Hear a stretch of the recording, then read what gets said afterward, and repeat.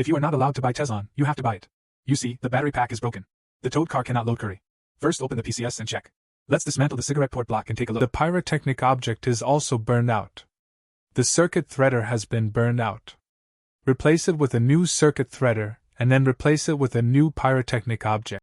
Then dismantle the BMS and repair it. Open the BMS board and check and find that the diode is short-circuited.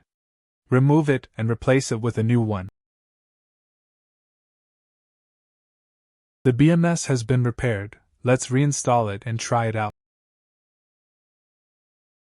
Tesla will definitely starve to death if it can't be driven for a long time. We dismantle the battery and measure the power supply voltage. It's 0. If it's locked, we need to de-energize it first. Remove the 4 screws above. First, use the power supply to charge the voltage to 16 before it can be activated. We use the test light to click back and forth a few times. The light bulb is on, the battery is almost full, the small ground is almost full, the magnetic voltage is 15, which is normal. We put the battery back and the Tesla Model Y has been repaired. The car can be driven normally.